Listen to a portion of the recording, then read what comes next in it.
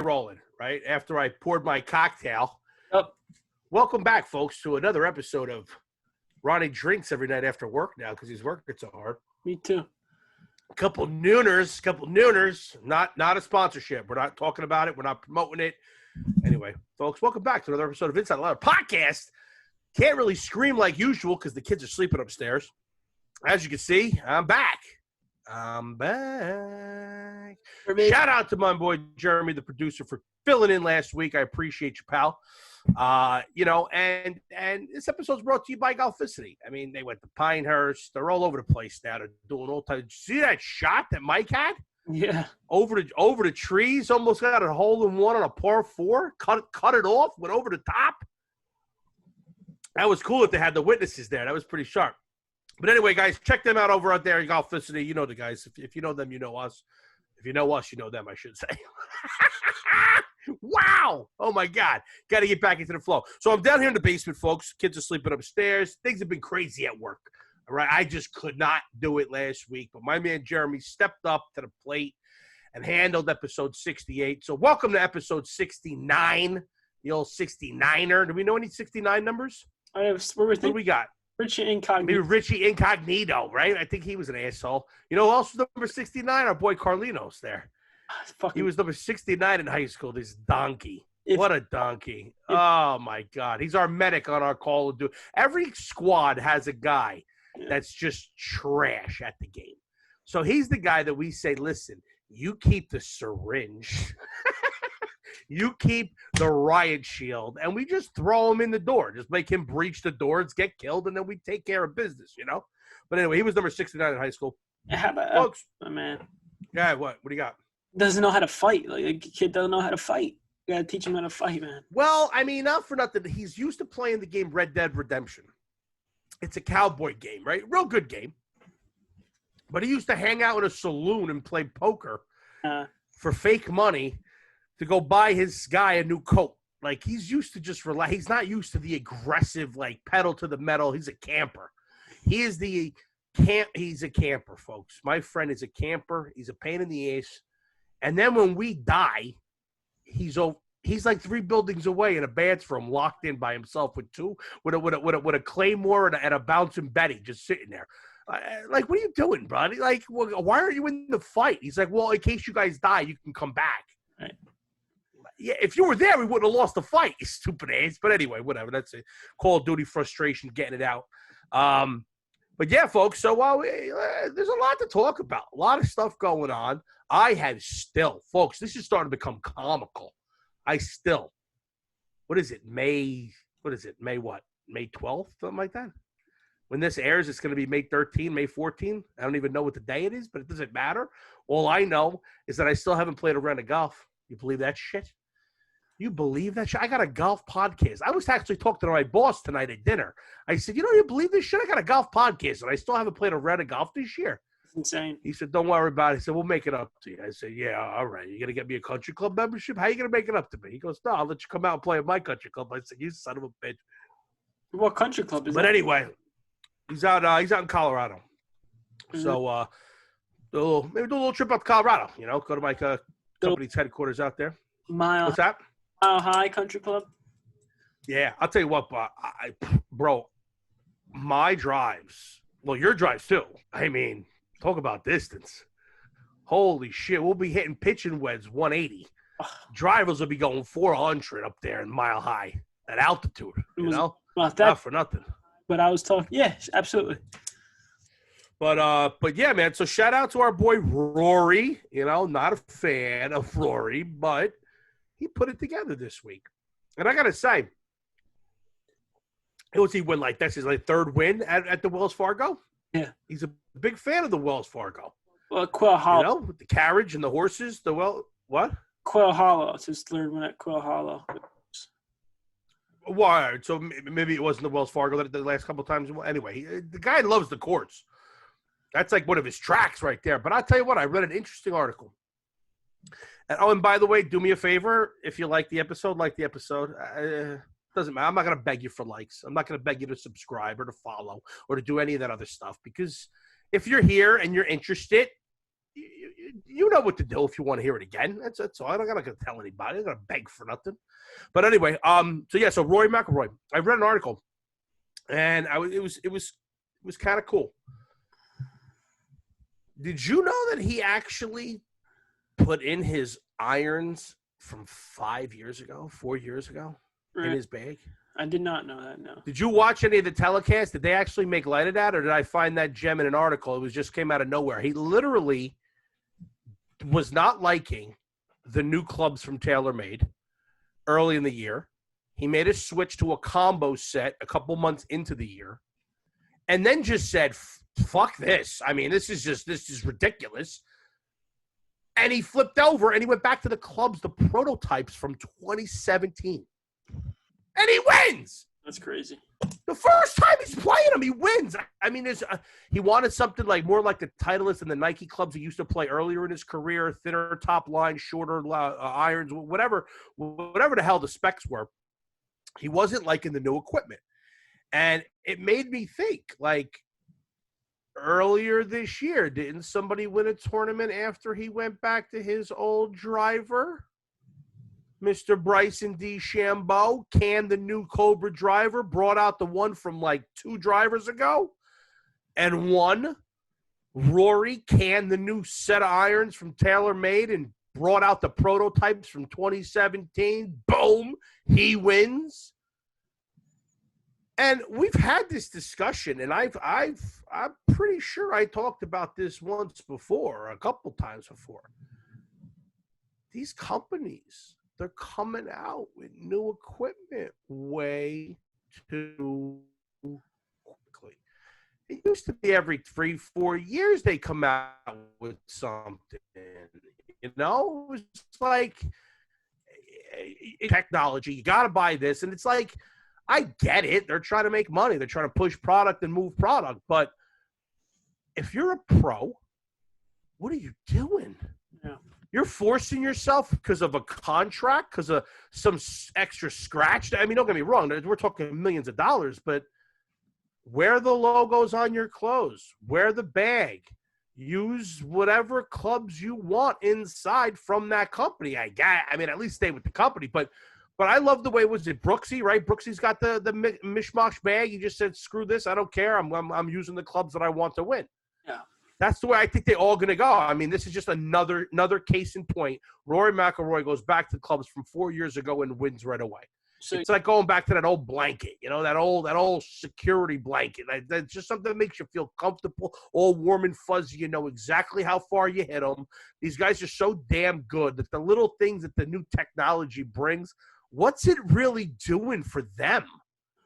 I mean, seriously, like, yeah, new driver can lower spin so you don't slice it so much. They don't slice it. So a couple extra yards for what?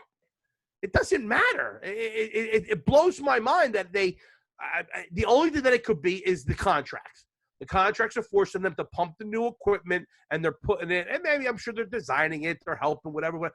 But no, play with what works for you. Case in point, what do you think? What do you got?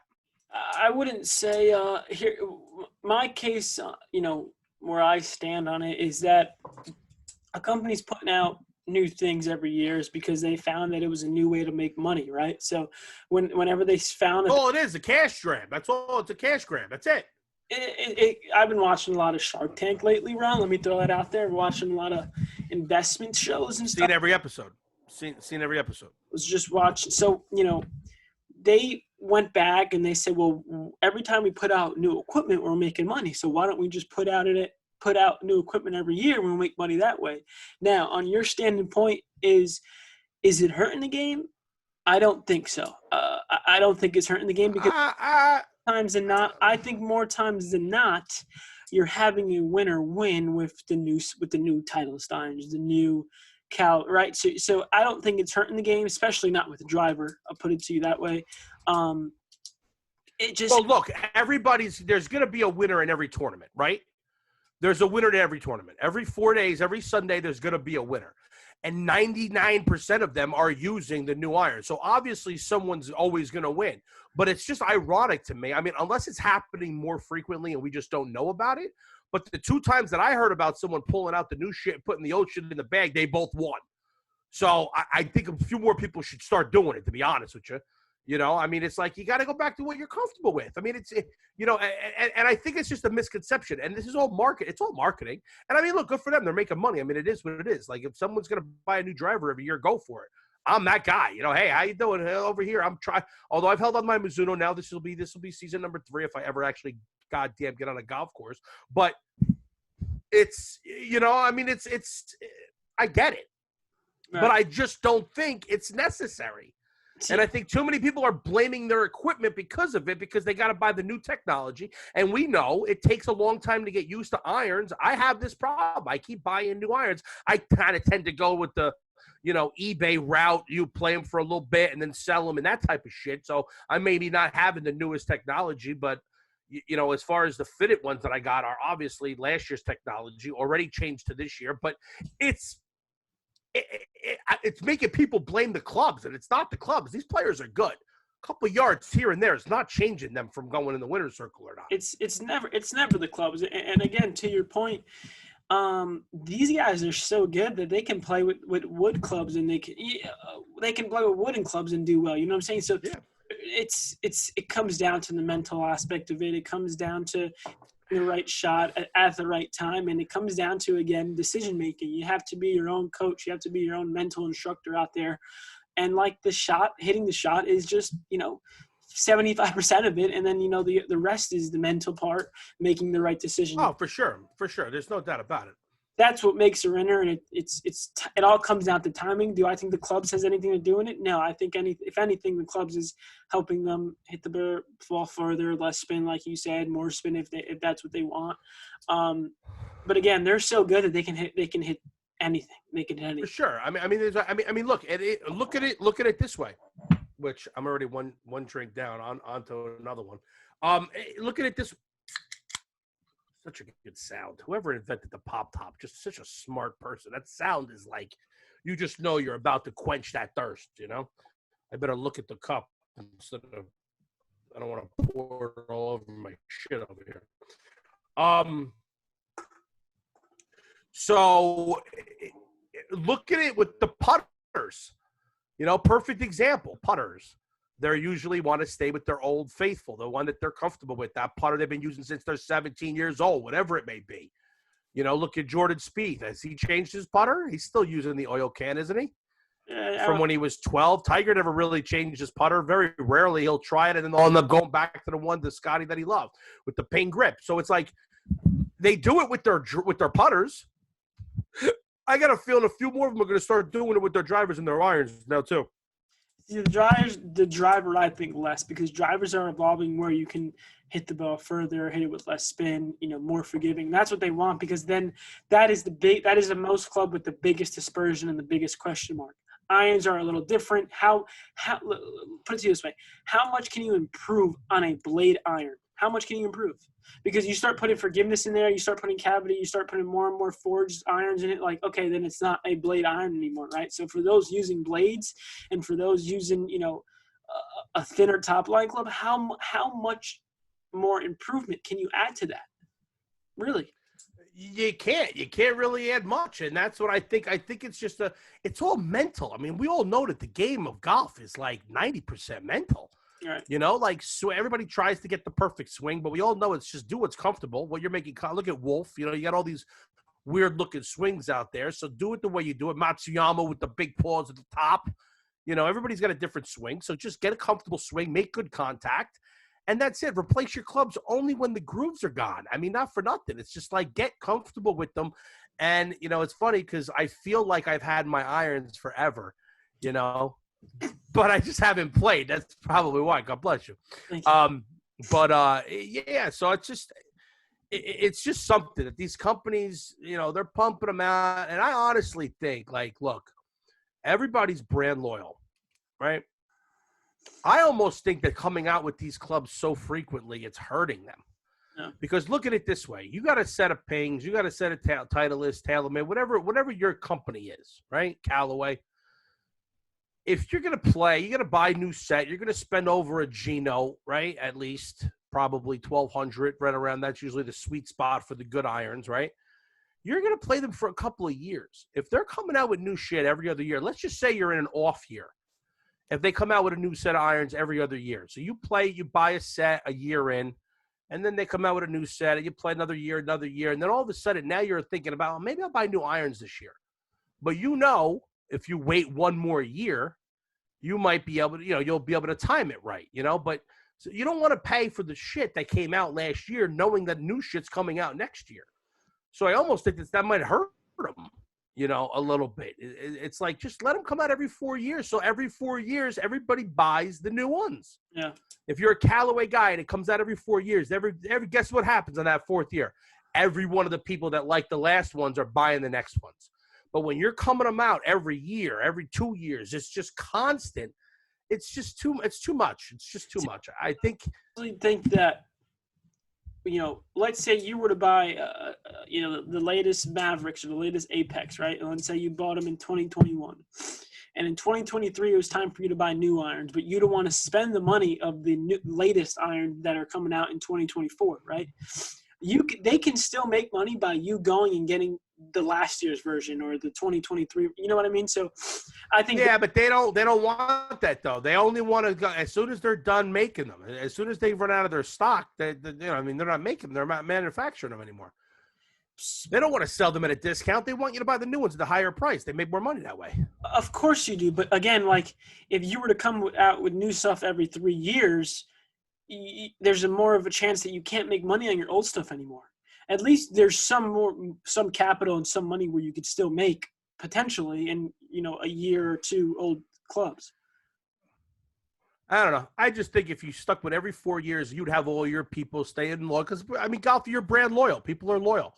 They fall in love with a set of clubs and they want the newest ones. And if it doesn't work, if you just waited a couple of years, I think 2 years is too soon to be buying new irons every 2 years. It takes 2 years to get used to the ones you just bought. Yeah.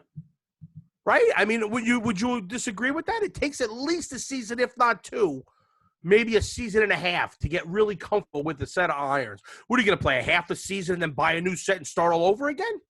No, it depends on who you are, how long you play. But well, true. But if you're like a casual golfer, you golf once a week, during the season, every Sunday or something, you're in a league or something like that. Like, are you buying new clubs every year?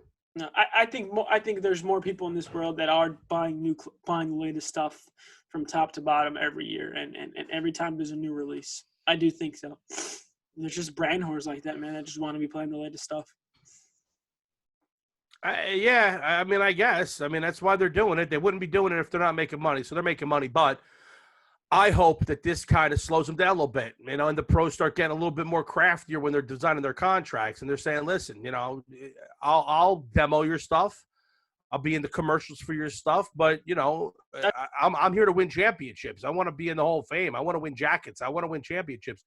If I'm not playing good with them, I'm not holding on to them. I'm not being forced to play something and come in fucking T8, top 12, and not win. If I'm going to be able to pull my old clubs from 5 years ago and pull out a win right out the bat. Right. But he's been playing better, right? Rory's been in the mix, a little bit here and there, right? Somewhat, but it's a win for the company as a whole if they're playing with 3 years. If they're still playing with the brand.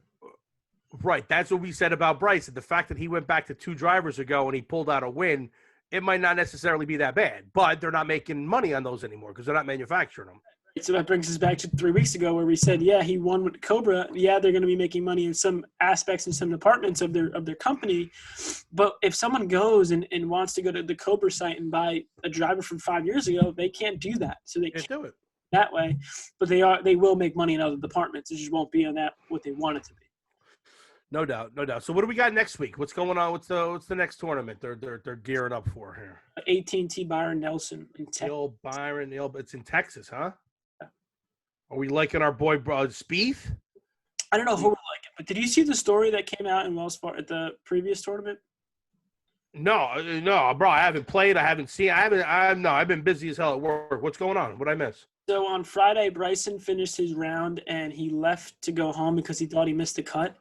and he got a call from his agent saying that he made the cut and needed to come back. So he got like on a 2 a.m. flight to get to Quill Hollow, which I think is I forget where it is exactly, but he got on a 2 a.m. flight from Texas, shot back, was there at the course at 6 o'clock, ready for his like 8:30 or 9 o'clock tee time. Shut up. Yeah.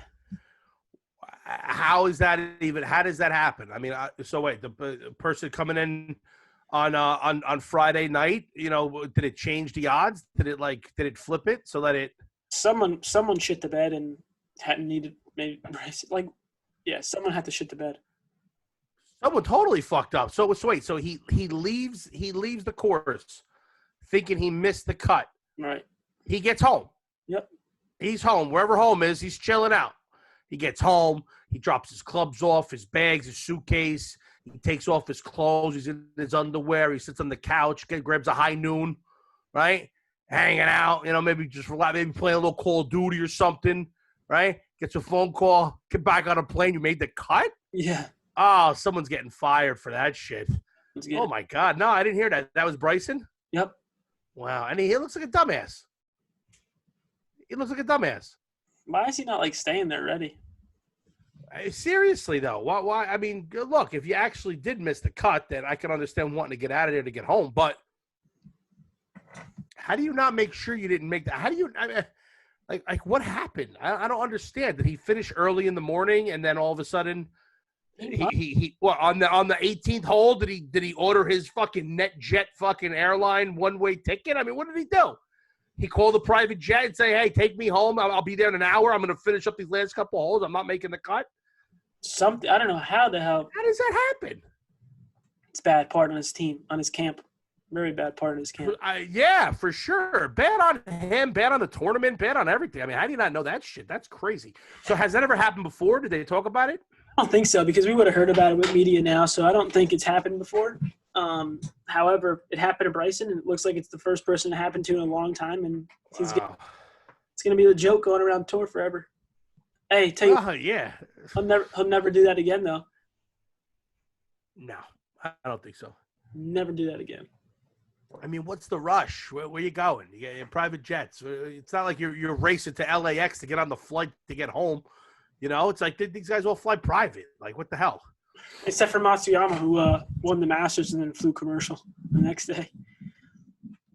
I mean, I think it's, might cost a lot for him to take a private jet to where he's got to go. It's a little different going from California to Texas, a little bit. If you're going to another country, you might need to, was he in first class at least? No idea. I would imagine. I mean, come on, you just won the Masters. You're not sitting middle seat coach with like a guy like me sitting next to you. Grilling him. Could you imagine that? He's sitting like this, and he ruins his fucking shoulder for the next tournament. He's done. He doesn't play. Forget about it. I said it's this fat bastard named Ronnie from New Jersey. He's a host of a podcast. He wouldn't shut the fuck up, but I sat next to him, and then my shoulder's a mess. I could see that happening. Oh, my shit went to sleep on me. Jack, it's all all right, so we got so Byron Nelson Classic is this week coming up. It's in Texas, okay. I've been out of the loop. What's the next? We got U.S. Open coming up, don't we? Pga Championship coming up first. PGA is first. Is that normal? Is that the normal routine? Well, it's been routine for the past 2 years. Right. Because I remember they flipped it at one point. Okay, so we got Pga Championship. What's at Torrey Pines? U.S. Open. What? U.S. Open. U.S. Open's at Torrey Pines. Where's the PGA? Kiawah Island, South Carolina. Oh, so beautiful. So beautiful. Is that Frank's Ferry Place? Yeah, supposedly. Is that what he talks about? Yeah, that's what he says, right? That's his spot. Destination. Yeah. Okay. So all right. So we got so we got the PGA coming up soon. Is it soon? Like in a week. Yeah, I think it's right after this one. If it's not, it's the following week. Yeah. Okay. All right. So we got some good stuff. So next week we'll get into some odds on that. We'll talk about that. We'll get some picks up there for the PGA Championship down there in South Carolina. We got to talk about our trip. We got to lock in some dates for our little trip. Dude. We got to do that. I got a lot of shit going on, man. My job is going bananas. I'm doing demonstrations up and down the state of New Jersey. Things are going nuts. Wow, I hope the camera's not on you. Why am I looking at your prick? Now A you're little good. cock shot there. What's going on? Yeah, we're good. We're good. Good at what? But did you see? My boss sent me this video of this golf club. Did you see it? It's like a driver. It's like a shotgun. You can gauge up how far you want the ball to go, and all you got to do is put the club behind the ball, push a button, and it fucking fires it. Oh my god, it's so sick. I think it probably it would be some, whatever rights. I don't know if we could play it, but it's absolutely insane. How the ball, you dial it up to 250 yards, and you pull the trigger, and it just explodes the ball. The ball flies crazy. I'm looking at this thing, I'm going, what the fuck is this? It reminded me of Rodney Dangerfield in Caddyshack. Really? Right? It was insane. It was like it was fucking cool. The ball took off too. It was nuts. Right down the middle of the fairway, dead straight. I'm thinking to myself, if I'm like 90 fucking years old and I want to keep playing golf, but you can't swing, there you go. This thing's like a fucking shotgun. They were doing it out of the rough. It was off a tee. Ugh. It was flying. It was pretty cool. I was like, holy shit, we got to try to get our hands on one of those things. Bro, That'd be a pretty good video. See if you could beat me with the shotgun driver. listen to this. Listen to this story. Playing golf today. What's up? What do you got? I'm on a 9th hole playing with two older gentlemen, Jim Oh, you played today. I'm so fucking jealous. And tomorrow. I'm so jealous. and tomorrow. Throwing it out there. It's like perfect weather here, too. It's 65 degrees, blue skies, no humidity. Oh, it's like perfect golf weather, and I can't play. Yeah. So I'm playing with these two older gentlemen, Jeff and Jim. Playing it steady the whole round. And we get to the 9th hole. And my man, I forget which one it was, starts asking me questions. And we're just talking, right? He's on the side of me and shoulder to shoulder. And I go in, I'm still talking to him. I go in to put something into my bag, right? I'm still holding the conversation, putting whatever I have to put into my bag. And then I hear this, like, I don't even know how to explain it, but pretty much the dude fell, right? I go in to put in my bag. I turn around. The dude's on the ground. I said, what the hell? Is everything okay? He goes, I don't know what just happened. This dude collapsed on the 9th hole, Ronnie. And I had What'd you do? I had no idea what the fuck to do. I said, are you okay? You want me to call somebody? You all right? He's like, oh, I'm good. I'm more embarrassed, but I had no idea what the hell to do. I felt terrible for the guy. He was bleeding. Tell his buddy? Does his buddy come over, help him up, anything? His buddy was there next to me. He's like, stay right there. Take a drink of water. Take a snack. Right? Was he diabetic? What the fuck? Yeah. His buddy the whole way, rest of the 9th hole goes, he needs to go see a doctor, whatever. Bro, he just passed out for no reason at the golf course. Yeah, he needs to go see a fucking doctor. The dude gets up and hits a shot and just continues to play the hole. So it gets better. We're in the fairway now, right? His buddy.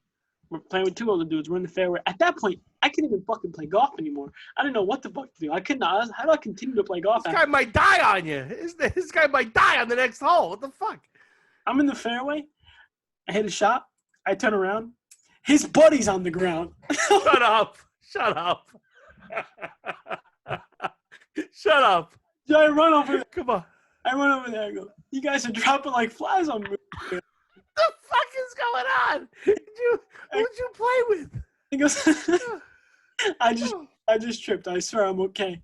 But I had one guy collapse and one guy trip on the same hole. What the fuck is going on? Holy shit, you played with two fucking nut jobs. I'm paranoid. The one dude was the one dude fell and he said he collapsed and he didn't remember. And I see this dude on the ground and I run over there. I was like, oh boy. You need a snack? You need some water? What the fuck? Oh my God. I would have just laughed. What can you do? I mean, that's comical. That's crazy. Oh my Lord. Oh my God. I saw a guy actually having a heart attack on a golf course. I saw a guy collapse. I was where was I playing? I was playing at what's the course there in Bloomfield? Like Nutley area, Hendricks. So I'm playing at Hendricks Fieldhouse, right? And I'm on. So one goes down and then two. So you cross the street and then you tee off on two. right? It's that kind of straightaway par 4. And then you turn around and you come back up to that other par 4. And I was in the fairway on the second hole, hitting my approach shot. And this guy teed off and it was an older guy, right? He was probably in his 70s, late 60s, early 70s.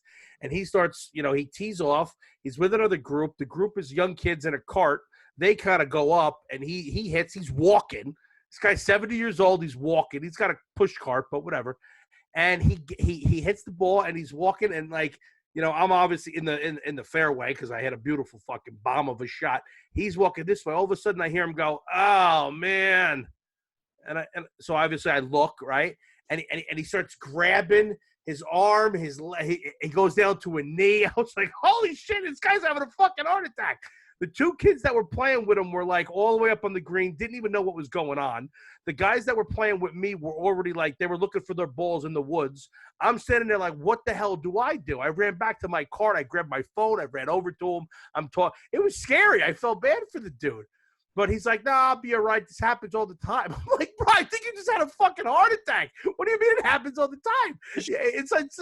I was like, you didn't just cough, bro. Like, you fucking fell down, grabbing your arm and your heart and shit. I go, I think you got to go home, bro. Dude. So I called the clubhouse. They came out, got a car for the guy, and they took him away. But I didn't follow up. I never seen the guy again. But I just thought it was. I didn't know what to do either. So I kind of know exactly how you felt. Like, what do you do? And it happens at a place where it should never happen, right? You're playing with golfers who you think they should be in shape. You think that they're playing every day, and then out of nowhere they just drop. Like, you freeze. You're not medically trained. You're not ready for this. You're not ready. I was actually on the medical. I was on the rescue squad. I was looking for something to put some extracurriculars on my college applications when I was in high school. So I did the rescue squad for a little bit, and I'm real good in a disastrous type of situation, like a tragic situation. I'm good at that type of shit. But even me, I was just I was freaking out a little bit. I was like, holy shit. I was like, dude, he got up. He was like, no, I think I'm all right. I'm going to go find my ball. I go, no, bro, I don't think you should fucking do that. And it's let us know in the comments below if you've ever had anything crazy happen on a golf course. Heart attacks. I mean, anybody hurt a leg or, roll up something, break something. Any injuries on a golf course. But wow, that's pretty funny though. So the guy fell, didn't know what happened, and then the next guy fell later in the same hole. Yep. Oh, that's crazy. That's funny. Oh, what else is going on? How about the NFL draft? We didn't even talk about the draft. Our part 2 episode aired on draft day, and I didn't even because we filmed it the week before, so I didn't time it out right. But weeks before. I was upset. What's that? What do you got? We filmed it 2 weeks before. Right, 2 weeks before. So I didn't realize that was airing on the night of the draft, or else we would have done a little bit of an NFL draft preview. But for those of you paying attention to the Inside the Leather podcast and following us on a regular basis, you damn well know your boy told you that San Francisco 49ers were drafting Trey Lance with the 3rd pick because of the timing in which they made the trade. That's not a trade going from 12 to 3 that you just make like that. There was only one pro day that they had seen at that point in time. They already knew Zach Wilson was legit, perfect for the system. They knew Trevor Lawrence. They went and saw Trey Lance. They fell in love with the kid. They started the trade. It just so happens to come the next day they're at Mac Jones, and they're there, but I'll bet you they were already talking to the Dolphins, right, to move up to 3. I guarantee it. And then when they made the deal to move up to 3, it came out to the public on Zach Wilson's draft day. So they had only seen at that point Mac Jones and Trey Lance. And everybody thought it was going to be Mac Jones. But I said on this podcast a couple episodes ago, prior to the NFL draft, I think it's Trey Lance because of the timing of the trade. Sure enough, the odds-on favorite was Mac Jones. Right when Justin Fields became the favorite for some reason, I don't know why, because they went back to he had a second pro day because San Francisco chose to go to Mac Jones' second pro day instead of going to Justin Fields' first. Everyone thought because the San Francisco 49ers went to Justin Fields' second pro day, the odds jumped to Justin Fields being the main guy. Next, number 2, for the betting odds was Mac Jones. And sitting there was Trey Lance. Your boy put some cash down on Trey Lance going 3. And what happens? My Jets get the guy that I wanted, Zach Wilson, who I think is going to be perfect in this system with this new coaching staff. They got him all types of weapons. They got him a guard. They got him a receiver. They got him a running back. I'm super stoked for everything that's going on with the Jets. I know you're happy about the Dolphins. They had a great draft. All that draft capital, they maneuvered pretty good. Surprised with Waddle. I really am. Kid's electric. And they got some extra draft capital to move back to 12 and then back up to 6. They gave it up. So they picked up a first-round pick, really, right? It ends up being just a first-round pick next year, right? For getting Waddle. I don't know. I think Chase is going to be the guy. But you kind of already have a big possession receiver, so you guys went with the shifty Waddle. Wasn't there. Chase got drafted by the Bengals and picked before. But you would have been able to get him had you not traded back. You would have got him at 3. Right. The biggest thing with Waddle, I don't think it's a question mark. What I think the biggest headline of that pick was Devontae Smith dropping as far as he did. Yeah. You could have stayed at that 12 spot, not giving up a first round to move back up to 6 and still gotten Smith. Did you want Smith or did you want Waddle? You wanted Smith, right? At that point, I didn't care once Jamar Chase got taken off the board. You wanted Chase. Because I wanted more of a slotty receiver with Devontae Parker being on the outside, obviously. So you have that. Chase is not a slot receiver. Chase is a fucking A1 alpha male outside receiver. You know who I really wanted was Pitts. Oh yeah, Pitts. Yeah, Pitts is a beast. Pitts is going to be really good. But I was surprised that you guys took Waddle. I mean, I thought he was good. I think he's going to be, he's going to be dangerous. But the injury kind of scared me a little bit. Rest of the draft, Chicago moving up to get Fields. Patriots just always finding a way to make something happen. Fall to them. They get the guy that they wanted, which, I don't think Mac Jones is going to be great. He's sure it's not going to be no Tom Brady. That's for sure. I can guarantee you that. Out of shape. He's out of shape, too. Who is? Mac Jones is out of shape. Well, he's a pocket passer. He's accurate, smart, and it doesn't really matter. I mean, look at Tom Brady. I mean, come on. He wasn't in shape either. That side-by-side picture, the two of them when they were the same age, that's pretty scary how similar they both look. But yeah, the NFL draft was a lot of fun. I still hate that they do it on Thursday. Wish that they did it on Saturday and Sunday, full days, all day, weekend, just crazy like they used to. But I'm excited. I'm excited for the football Jets this year. I really think that they're going to be decent. They're going to be 8 and the extra game. So 9-8, 8-9. I don't think they're going to go crazy. But I think that they're building the team the right way. I love that we finally got a GM. Yeah, let us know how your favorite football team did. We got Kansas City. They traded away their first-round pick, I think, to Baltimore for a tackle. Smart move. They obviously got exposed. That offensive line was disastrous in the Super Bowl. Some of the other standouts, I think Dallas trading back, and I thought the Eagles moving ahead of the Giants and taking Devontae Smith was smart, especially after they fucked up last year, taking Rager instead of Jefferson. But no, the draft was cool. I think Atlanta's got all their chips in Matt Ryan. It's like, let's go, guy. You got no excuses now. They got Hayden Hurst at tight end. They got Pitts at tight end. They still got they're stacked with Ridley and what's his name? Julio Jones. And Julio Jones. I mean they just got receivers for days. So who else? Anybody else do anything? Carolina, I think, did good. Drafting, dropping back and picking up. Oh no, they took the cornerback. They took the corner. So that meant Slater, the offensive tackle that I thought was really good. I thought the Giants were going to take him. He ends up falling all the way to 13 or 14 and goes to the Chargers. Happy birthday. How you doing? They get the quarterback last year. They get the tackle this year. I'm excited the Jets moved their draft capital, moved up, and didn't have to give up a first next year to get the best guard in the draft. Now we got a wall on the left side of the line with Becton and Vera Tucker. I'm excited. But enough about football. What else is going on? What else? I got I finally got the numbers for my addition. You believe this shit? Listen to this. The whole point of us putting an addition on our house was because the housing market in New Jersey is absolutely out of whack. Basically, every major city in the country, You take about a 50-mile radius around it, and the housing markets are absolutely insane because of all the crap going on with COVID and everything shutting down, and the major cities. Everybody from New York City is leaving the city and coming to New Jersey. Houses are going like hotcakes. There's no houses on the market. As soon as a house goes on the market, there's a bidding war. Someone comes in from the city with cash, and they're paying $200,000, $300,000 over asking price. It's insane. So me and my wife said we need to get a new house, right? We're busting at the seams here with the 2 kids. So we've been looking for 2 years. Nothing ever happened. And then this market's going crazy. So I had the brilliant idea. I said, you know what? Let's put an addition on the house. Stay here. Make it the way we want it. Do it up real nice. Well, my cousin's doing the work. Jeremy, we got the quote. I almost fell off my fucking chair when I saw how much it was. And I said, wait a second, time out. You gave me a price. Now, I know it was 6 months ago.